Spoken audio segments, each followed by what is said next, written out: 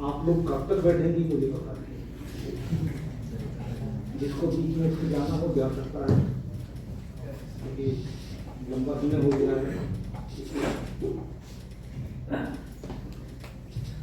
मैं कोई भूमिका नहीं बनाऊंगा, बिना किसी भूमिका के। अभी तक जो चर्चा हुई और जो हमारे साथी वक्ताओं ने जो इतने सारे डायमेंशन, इतने सारे आयाम इस विषय को लेकर के उन्होंने चर्चा की, तो मैं बैठा बैठा एक कंफ्यूज हो रहा था कि क्या बोलूं, कौन सा पक्ष है जो छूट गया है या जो बात करनी चाहिए। लेकिन मुझे लगा कि कुछ बिंदु हैं जो इस विषय को लेकर के जिनको मुझे अपनी बात कहनी चाहिए कि उनसे बात कम हुई। इसके विषय ही है साहित्य, बहुजन आंदोलन और राजनीति के अंतर। तो साहित्य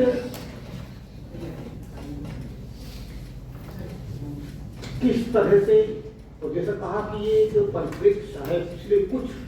दशकों का, कि उसके संदर्भ में ये चर्चा हम जो करेंगे। प्रेमचंद साहित्य को राजनीति के आगे चलने वाली मसाल कहते हैं तो सही है, लेकिन प्रश्न ये है कि वो मसाल जो चलेगी वो रास्ता कौन सा दिखाएगी, ये एक सवाल। ये कहना सरल है जो राजनीति के आगे राजनीति को रास्ता दिखाएगी, लेकिन राजनीति को रास्ता कौन सा दिखाएगी, ये उसके साहित्य के चरित्र पर, साहित्य की नैतिकता पर, साहित्य के मूल्यों पर निर्भर करता है। तो वो किन मूल्यों की संवाहक होगी, तभी वो राजनीति को दिशा दे सकती है। वही दिशा देगी जो साहित्य के मूल्यों का स्थापित करेगा, राजनीति उस पर आगे बढ़ेगी उस हिसाब से। इस दृष्टि से जब मैं देखता तो हमारे यहाँ की साहित्य की परंपरा ने एक विशेष प्रकार के मूल्यों को स्थापित किया, और वे जो मूल्य रहे, चाहे हम साहित्य में बहुत दूर तक नहीं जाते, मान लिया संत साहित्य मानस से शुरू कर देते हैं, उसके बाद में जो राष्ट्र परंपरा के ग्रंथ आते हैं हमारे वो आ जाते हैं, रीति काल का साहित्य आ जाता है, उसके बाद में तो बाकी चीजें इधर चल रही है। इस सारे के सारे में आप देखेंगे कि जो धार्मिक मूल्य किसी न किसी रूप में वे स्थापित किए जाते हैं, यानी कि पाठक को, समाज को धर्म की ओर मोड़ने की कोशिश, धर्म और आध्यात्म ये प्रमुख तत्व है। और इस धर्म के जो मूल्य हैं उनमें जैसा राजेश जी कह रहे थे कि जो मनुष्य है वो कहीं छूट रहा है, उसमें ईश्वर आ रहा है, इसमें हमारी पारलौकिक दुनिया आ रही है, इसमें हमारे बहुत सारे स्वप्न आ रहे हैं, बहुत सारी चीजें आ रही हैं जो लौकिक नहीं है, पारलौकिक है। लेकिन वही धर्म मनुष्य को, यदि मनुष्य के वर्ग को लगा रहा है, उसकी अस्मिता को खंडित कर रहा है, वो मूल्य धर्म के मूल्य। तो ऐसा साहित्य वो कौन सी राजनीति लेके जाएगा? तो उस राजनीति से क्या अपेक्षा करेंगे कि जो आज संविधान हमारा जो वेलफेयर स्टेट की कल्पना करता है, तो क्या उस राजनीति से हम उम्मीद करें कि वो कल्याणकारी समाज बनाएगा? क्योंकि कल्याणकारी समाज बनाने के लिए उसको उन मूल्यों से मुक्त होना पड़ेगा और उसे लोकतांत्रिक मूल्यों की ओर आना पड़ेगा। तो ये और इस तरह का जो हम और आगे बढ़ के आगे देते हैं वहां से, जैसे मैंने हम प्रेमचंद को ही पढ़ते हैं, उनकी गोदाम पर आपको देखें तो वो कितना ही कि हम होरी एक नायक है और वो होरी को किस तरह का वो संघर्षशील है, लेकिन जो अंत जहां उपन्यास का हो रहा है वहां उनकी पत्नी धनिया जो गोदान करती है, वो जो निष्कर्ष, जो पूरा का पूरा जो उसका जो उसकी चेतना है उपन्यास की या पूरा, वो उसके निष्कर्ष में वहां वो जो धार्मिक मूल्य वो स्थापित हो जाते हैं। इसी तरह से आप देखेंगे कि जो निराला जी का उपन्यास चतुरी चमार, उसमें जो चतुरी है वो दलित है, चमार है, और निराला जी उसमें खुद ही है। तो वो उसके चतुरी का पिता मर गया और कोई पंडित उसके यहाँ नहीं आता वो कराने के लिए, हवन में वो कराने के लिए, तो वो खुद जाकर उसे घर में हवन करा, यानी कि वही मूल्य, धर्म के मूल्य वो स्थापित और वो किए जा रहे हैं।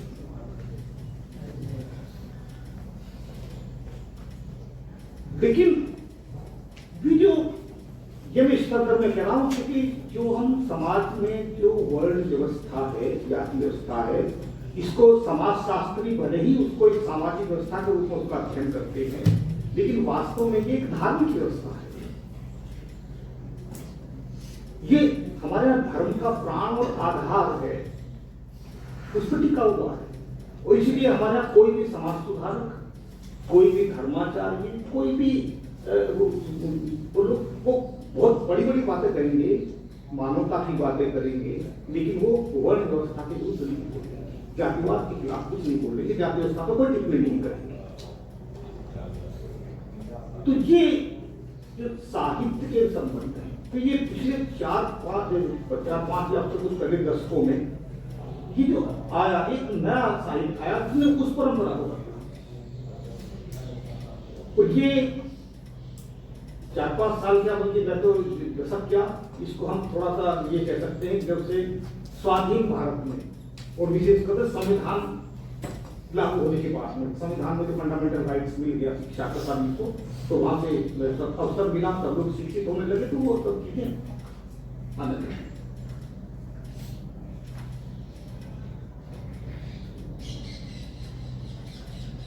तो जो मैं कह रहा था साहित्य में जो दूसरा पक्ष में जो सारा वैदिक पौराणिक वो चीजें हैं, मानस भी है और आपका हमारा गीता भी है, तो ये उसके बाद तक के आधुनिक साहित्य में भी वो लगभग उन्हीं कथानकों को लेकर के, उन्हीं घटनाओं को लेकर के, जितनी भी अभी तक की जो क्लासिक रचनाएं लगभग वो सब वही है, वो सब उन्हीं मूल्यों का वो करते हैं। तो वो अब जब ये नया साहित्य आता है, तो ये साहित्य उसको एक तरह से चुनौती देता है, यानी कि जो अपनी आइडेंटिटी है, जो दलितों की, अनटचेबल्स की, या समाज के पिछड़े वंचित वर्गों की, वो खुद को देखते हैं कि जो साहित्य आप कह रहे हो, जैसा अभी कहा आपने, तो आत्मकथाएं लिखी, जब साहित्य यहाँ आया, आत्मकथाएं एक तरह का एक रिवोल्ट था, एक तरह का प्रोटेक्शन भी कह सकते हैं, कि भाई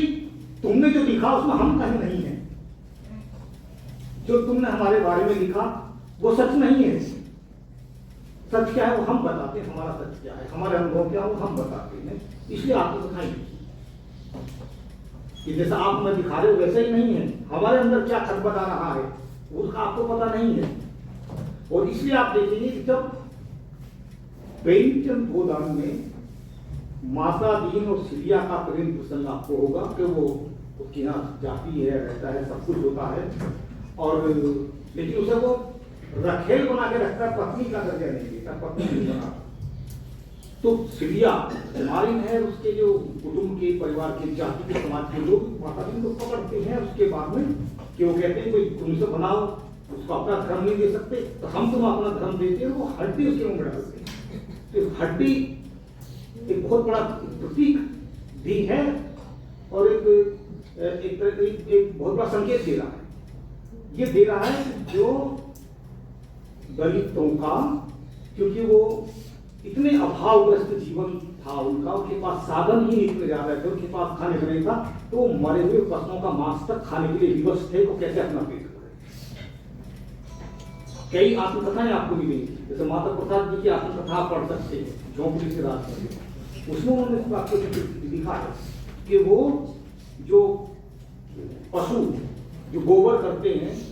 उस गोबर को उठा करके धोते थे और उसमें से जो अनाज के दाने होते थे उनको निकाल करके उसका खाकर उसका रोटी बना के खाते थे। गांव में जो पशु मर जाता था तो उसका भर के वो पूरे मोहल्ले के लोग वहां तो उसका मांस वो लाते थे और उसमें भी वो एक दिन में नहीं कई दिन तक उसको कह रहे हम छप्पर में टांग लेते थे बांध करके उठा करके और फिर उसको थोड़ा थोड़ा काट करके उसको रोज खाते थे तो पेट कैसे भरना है। तो वो इसका प्रतीक था कि खाना ये जो कल्चर ये संस्कृति तुम नहीं दे सकते, ये हमारी संस्कृति, हम अपनी संस्कृति देखते जो संस्कृति के प्रति जो चेतना इन आत्मकथाओं के माध्यम से साहित्य के माध्यम से वो जो आई जागृत और इस जागृत करने की परंपरा में जो साथ साथ राजनीति भी चलती रही, सामाजिक आंदोलन चलते रहे और साहित्य, ये तीनों धाराएं साथ साथ चली। हम देखेंगे कि जिस दौर से दलित पैंथर ये 70 के दशक का आंदोलन खड़ा हुआ वो और उसने साहित्य का जो आया दलित साहित्य का उभार उसके बाद से और उसी दौर में आप देखेंगे 1975 में जब इमरजेंसी लगी और उसके बाद में एक सत्ता बदलती है, पहले कांग्रेस की सत्ता थी उसके बाद में फिर जनता पार्टी की सरकार आती है और कांग्रेस का जो शासन था उसके समानांतर समाजवादी पार्टी सोशलिस्ट पार्टी थी, दूसरी पार्टी भी थी, मुस्लिम लीग भी थी और भी थी, हिंदू परिषद का वो लगता है कि मुख्य रूप से समाजवादी विचारधारात्मक पार्टी। कांग्रेस गांधीवाद को लेकर चल रही है, समाजवादी पार्टी वो लोहिया है वो समाजवादी मूल्यों को लेकर चल रही है। यहाँ अंतर दिखाई देता है कि गांधीवाद वो वर्ण व्यवस्था की मूल्यों का समर्थन कर रहा है, उसको लेकर चल रहा है और लोहिया वो एक व्यापारिक परिवार या समुदाय में जन्म लेने के बावजूद वो कुछ जातियों को तोड़ रही है, उसका आह्वान कर रहे हैं, वो जाति के विरुद्ध वर्ण व्यवस्था के खिलाफ कर रहे हैं और जो पिछड़ा वर्ग की जो राजनीति बाद में आई उसका कहीं ना कहीं जो उसके बीज हैं वो उसमें दिखाई दे जाते हैं उनके कि जो कहते हैं कि संयुक्त सोशलिस्ट पार्टी होती थी तो संसो पाकी ये पुकार कहते हैं कि पिछड़ा मांगे 100 में 60, ऐसा कुछ था उनका ये नारा था कि पिछड़ा मांगे 100 में 60, यानी कि 60% हिस्सा हमारी हिस्सेदारी हमारी होनी चाहिए, पिछड़ों की होनी चाहिए, ये उसके लिए उन्होंने ये भूख जगाई। और क्यों ये दलित साहित्य आया तो दलित साहित्य में केवल दलितों का अनटचेबल्स का ये उनका साहित्य नहीं है, उनकी चेतना का साहित्य या उनकी पक्षधरता में या उनकी आवाज नहीं है, ये तो सभी जितना भी शोषित हैं, वंचित हैं, उपेक्षित हैं और दलित हैं, कोई भी है उसमें स्त्री भी आया, दलित भी आया, आदिवासियों को भी जोड़ा गया, पिछड़े समुदाय थे, यानी कि जो शूद्र हैं, अंतर हैं, तुम्हारे जो भी इस तरह के हाशिए के लोग हैं वो सब उसमें थे और सभी को आवाज के सबको एक होना चाहिए। और जो 60% जिन्होंने कहा लोहिया में उसी का ही बाद में विस्तार करके जब कांशीराम जी आए, बहुजन समाज पार्टी आई तो 85% तक गया कि 85% हम लोग हैं और हम लोग सत्ता हमारी होनी चाहिए, हम सत्ता पे बाहर, क्योंकि असली चीज जो थी कि बाबा साहेब अम्बेडकर ने स्टेट्स एंड माइनॉरिटीज में इस बात का राजनीति पे बड़ा अच्छा जिक्र किया। उन्होंने कहा कि ये जो लोकतंत्र होता है डेमोक्रेसी में इसे हम कहते हैं बहुमत का सरकार, बहुमत का शासन, बहुमत की सरकार होती है, लेकिन वास्तव में वो जो बहुमत होता है ये बहुसंख्यक वर्ग का बहुमत होता है, जनता का बहुमत नहीं होता, बहुसंख्यक वर्ग कि यहाँ समाज में जिस वर्ग का, जिस जाति का, जिसका भी बहुसंख्यक वर्ग जो भी होगा तो उसी के अधिक सांसद, उसी के अधिक विधायक वही आएंगे और वो आएंगे तो सरकार बनाएंगे, वो सरकार बहुसंख्यक वर्ग का बहुमत बनता है। कांशीराम जी माधव कांशीराम ने उन्होंने एक नई थ्योरी इजाद की, उसमें कांशीराम डॉक्ट्रिन नाम देता हूं उसको, बहुजन को बहुमत में बदलने का सिद्धांत कैसे बदला जाए। उन्होंने ये चीजें अपने जो कैडर को लेते थे उसमें ये उन्होंने सिखाया और ये बताया सिद्धांत की थी, और उसका उन्होंने आधार उन्होंने जो बहुजन समाज के जो नायक थे उनको सभी को उन्होंने उनको जो विस्मृत थे, समाज जानता नहीं था कि हमारे नायक हो सकते हैं, उन सब नायकों के साथ उनको जोड़ा। चाहे वो ज्योतिबा फुले रहे, जो साहू जी महाराज हैं, बाबा साहेब अम्बेडकर जो थे, उससे पहले कबीर भी, वेदास भी, तो बहुत दूर तक हो गए जितने नायक हमारे बोल सकते। तो ये साहित्य बराबर चलता रहा और साहित्य समाज को झकझोरता रहा, और वो समाज साहित्य सवाल खड़े करता रहा आत्म कथाओं के माध्यम से, कविताओं के माध्यम से और कहानियों के माध्यम से। वो न केवल उन प्रसंगों को, उन घटनाओं को जो साहित्य में उपेक्षित रही और उनको साहित्य को उनके ऊपर नहीं लिखा गया, उनको बहुत महत्वहीन मान करके छोड़ दिया गया, उनको महत्वपूर्ण माना गया। जैसे जो जातिगत उत्पीड़न है, जातिगत उत्पीड़न के ऊपर दलित साहित्य के आने से पहले कोई कहानी आपको नहीं मिलेगी, कोई उपन्यास नहीं मिलेगा। उपन्यास मिलेगी जिक्र किया आपने उसका कांड के रूप का, वो एक अलग तरह का है। उन्हीं के टाइम समकालीन, उन्हीं के समानांतर जगदीश चंद्र है,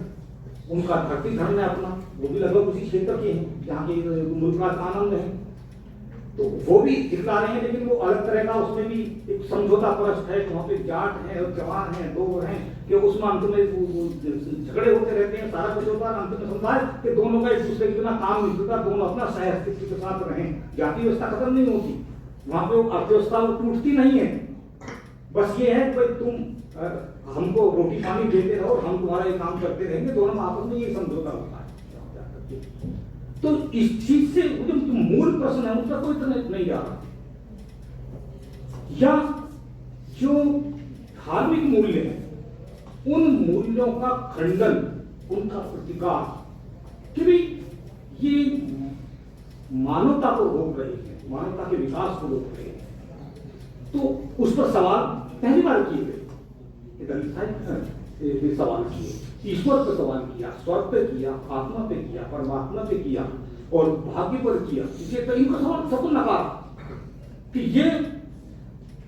मनुष्य के विकास में विशेष रूप से जो दलित पिछड़े जो है इनको जो अज्ञान बनाकर रखा गया धर्म के नाम पर, भक्ति के नाम पर, कि ये जब तक वो इनसे मुक्त नहीं होंगे चक्रण से, साहित्य ने बताया जब तक इनसे मुक्त नहीं होंगे तब तक इनका विकास नहीं होगा। अभी वो सही कह रहे थे पाल जी कि कितना ही है, आपको कोई नहीं बनाएगा,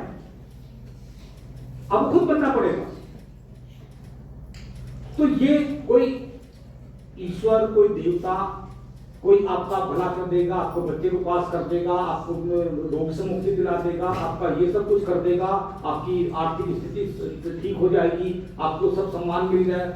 कोई भी दीवाना नहीं है।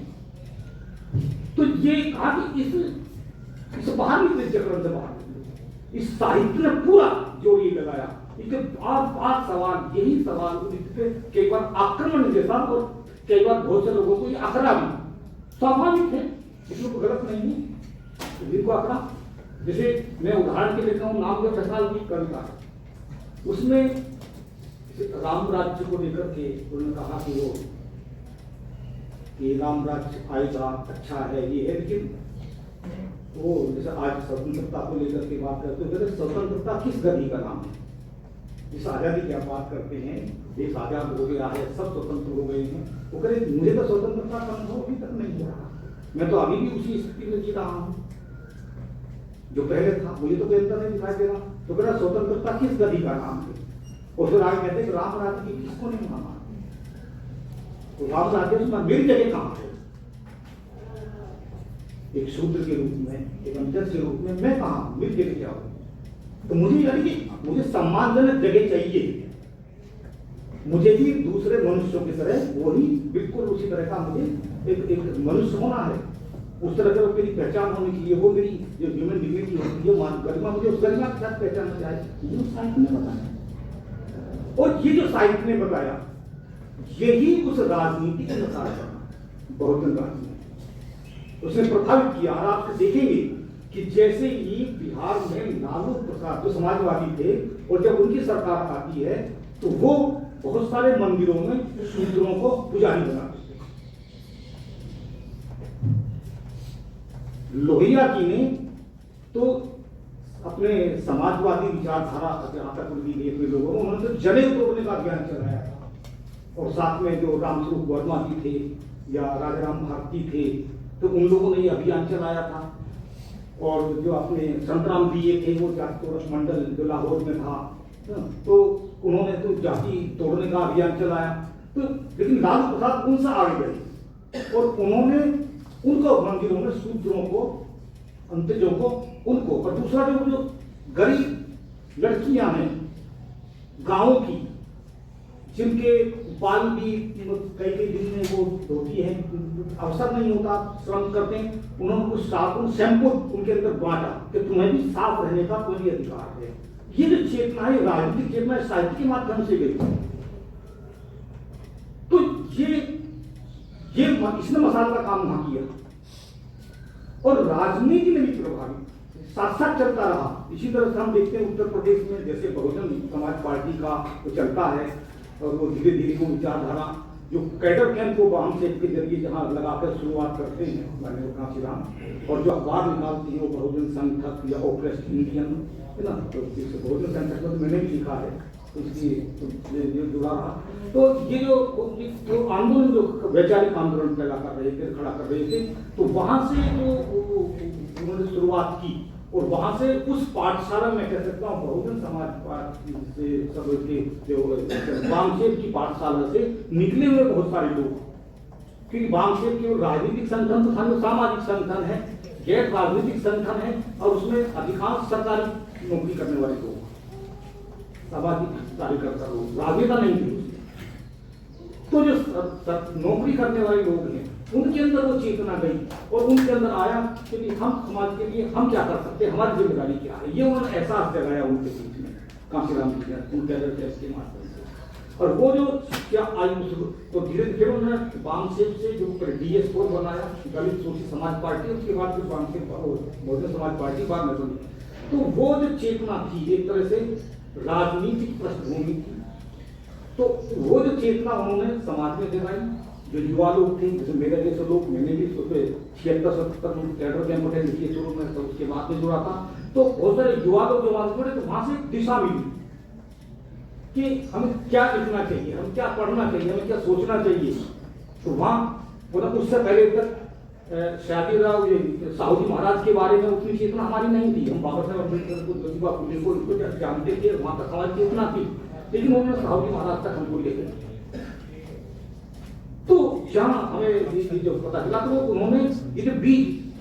बहुत सारे लोग युवाओं के मन में डाला, और वो जो साहित्य लिखा हम लोगों ने, तो वो सब चीजें वो हमारे जेल में रही, और वो किसी न किसी रूप में वो सब चीज आई। तो ये जो अंतर संबंध रहा, लेकिन इसमें कुछ दिक्कतें उसके बाद में आनी शुरू हो, जो आप देखते हैं कि पिछले करीब 1-1.5 दशक के दौरान कि एक ऐसा वर्ग अब कैसे चेतना नहीं आई, जैसे कि दलित साहित्य के बजाय कि हमारा एक अलग से होना चाहिए साहित्य, एक क्या OBC लिटरेचर को लेकर के, बल्कि फॉरवर्ड प्रेस के में उसमें बड़ा अच्छा लेख डॉक्टर राजेंद्र प्रसाद जी का आया था, हमारे मित्र है वो। तो मुझे एक बड़ा अजीब लगा कि ये सब क्या होगा। हालांकि लंबी बातें हुई, बैठे हुई, हमने पूछा भी OBC लिटरेचर तो हो, कोई बात नहीं, अच्छी बात है, आना चाहिए, लेकिन उसकी वैचारिकी क्या होगी, उसकी फिलोसफी क्या होगी, वो दलित साहित्य से किस रूप में अलग होगा, क्या केवल जातियों का साहित्य होगा कि क्या होगा। तो वैचारिकी कोई स्पष्टता वहां नहीं आई, लेकिन एक कोशिश दूसरा एक और सामने आई कि कुछ राजनीतिक रीति हो सकती है वो कि अलग अलग जाति के नायकों को ढूंढ करके अलग अलग जातियों का इतिहास, अलग अलग नायकों का इतिहास उनके बारे में प्रकाशित हुआ। उससे पहले ये कोशिश हो रही थी कि दलित एक वर्ग है, कोई जाति नहीं है। दलित बहुत सारी जातियों का एक समूह है जो पिछड़ी हैं, दबी कुचली हैं और जातिगत आधार पर और आर्थिक असमानता का दंश झेलते हुए जो हजारों साल से पुकार रही है। तो अब उसको तोड़ने के लिए वो जो कई तरह की ये शायद राजनीति ये काम करती है कि ये समूह एक साथ रहता है, किसी पार्टी को वोट देकर किसी को बहुमत बना सकता है। तो वो जो मैं वो लोकतांत्रिक जो बहुमत होगा उस बहुमत को तोड़ने के लिए, बहुजन के बहुमत को तोड़ने के लिए उनको अलग अलग जातियों में, अलग अलग जातियों का आप देखेंगे कि पासी समाज का, चमार समाज का, उस समाज का, वो समाज के सबके इतिहास लिखे गए और उसी तरह से नायकों की। लेकिन जो उनसे पहले जो पृष्ठभूमि तैयार की थी, जैसे मैंने कहा बिहार में राम स्वरूप वर्मा जी का या मंडल जी का या राजाराम भारती जी का, और इधर हमारे यूपी में ललन सिंह यादव थे, स्वामी अच्युतानंद थे। तो ये जो सामाजिक आंदोलनकारी लोग थे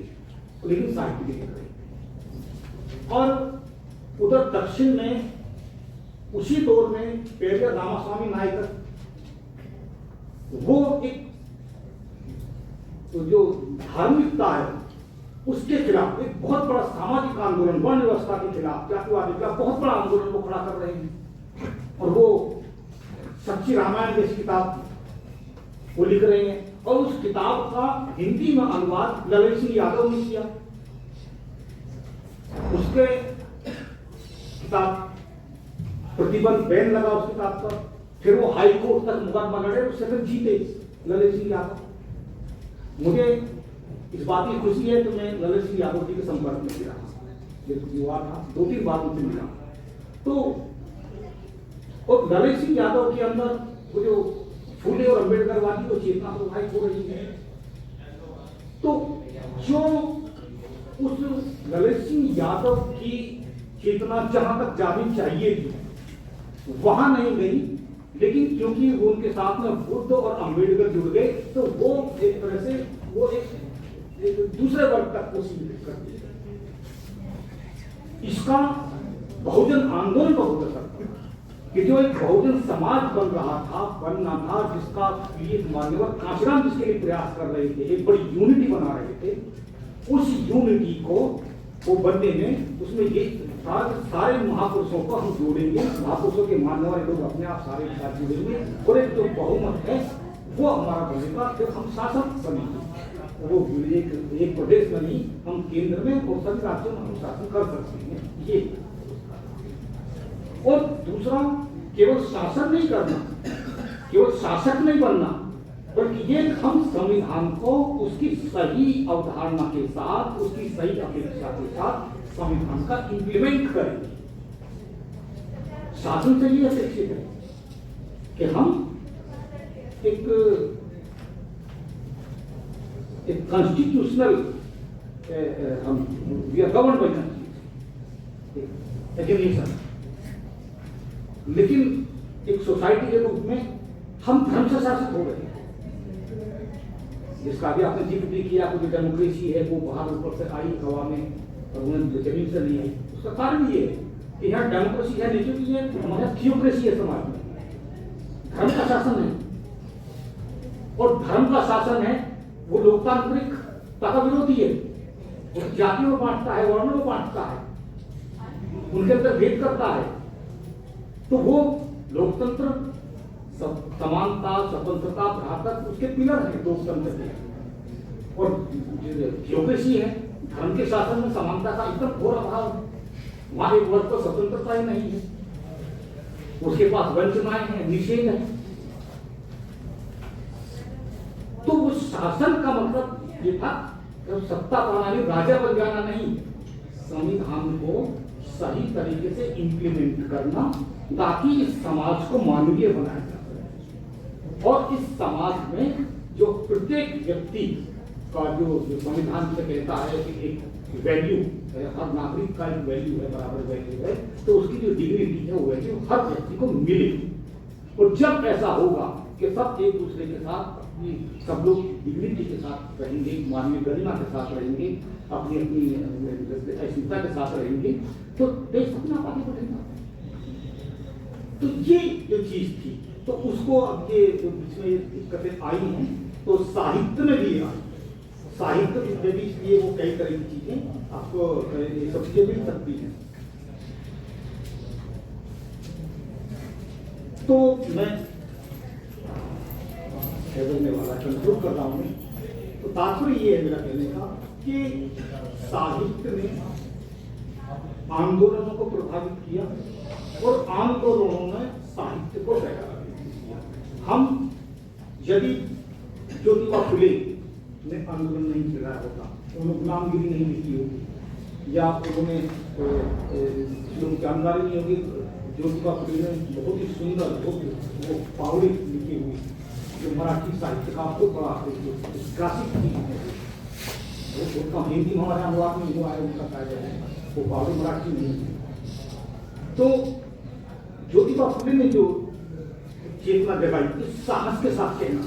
तर्क के साथ कहना, और उससे पहले जो कबीर ने जो साहस के साथ कह रहे थे, और जो बाबा साहब अम्बेडकर ने जिस तरह की बात, वो आंदोलन भी नहीं होते तो साहित्य में ये ऊर्जा साहित्य को उन आंदोलनों से मिली है। मैं जब छोटा था, गाजियाबाद का रहने वाला हूँ, बाबा साहब अम्बेडकर 1956 में वहां हुआ, मेरा जन्म 1958 में हुआ। तो उनके जो रिपब्लिकन पार्टी थी, उसका जोर महाराष्ट्र में और उत्तर प्रदेश में बहुत ज्यादा था, अन्य राज्यों में काम था, और इतना ज्यादा असर था कि हमारे यहाँ पे रिपब्लिकन पार्टी के सांसद और विधायक जीतते थे। और हमारे क्षेत्र के एक बहुत बड़े उस समय के रिपब्लिकन पार्टी के नेता थे, उनको दूसरा अम्बेडकर माना जाता था, बीपी मौर्य। वो पहले अलीगढ़ से कंस्टिट्यूएंसी से चुनाव जीत कर आए लोकसभा का, फिर बाद में गाजियाबाद कंस्टिट्यूएंसी। और फिर जब एक बार ये हुआ कि जो आप कोई भी नेता उसी कंस्टिट्यूएंसी से चुनाव लड़ सकता है जहाँ का वो वोटर हो, तो उन्होंने बीपी मौर्य ने हमारे गाँव में जमीन खरीदी, और उनके बड़े भाई थान सिंह की बेटी का विवाह मेरे गाँव में हुआ था। तो वहाँ इतना असर था उन बात को, तो रिपब्लिकन पार्टी को इसलिए जानते थे, नीला झंडा, बाबा साहब अम्बेडकर, दो नामों से जानते। और हर बच्चे के कोई चुनाव हो, तो बहुत बात पर कि कोई भी चुनाव है, कोई भी पार्टी है, बीपी मौर्य का जो असर था, बीपी मौर्य जिंदाबाद बोलते थे बच्चे। बहुत सालों बाद बीपी मौर्य ने चुनाव लड़ना बंद कर दिया, वो कांग्रेस में चली गई, बहुत सारा राजनीति बदल गया, लेकिन वो जो नीला झंडा था, कहीं भी देखते थे जय भीम और बीपी मौर्य दो चीज होती थी। बाबा साहब को जानते थे, लेकिन जय भीम बोलते थे सब लोग। तो ये जो चीज चेतना थी, वो चेतना मेरे जैसे लोगों ने देखा वो चीजों को। मैंने वो जल से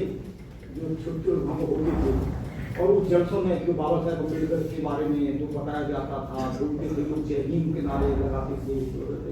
ना, तो वो एक दो जो साहित्य जो आंदोलन ने दिया, जो ऊर्जा दी, उस ऊर्जा ने साहित्य दिया। और साहित्य का प्रभाव ये रहा कि बिहारी लाल हरित, उन्होंने 1942 में एक गाना लिखा, उस गाने में अपने गीत में लगा जय भीम का नारा लगा कर भारत की बस्ती बस्ती में, इस तरह का ये। तो ये आंदोलन और साहित्य दोनों ने एक दूसरे को ऊर्जा दी, दोनों ने दूसरे को ताकत दी, और इन्होंने ही फिर राजनीति। लेकिन राजनीति से जो अपेक्षाएं हो सकती हैं,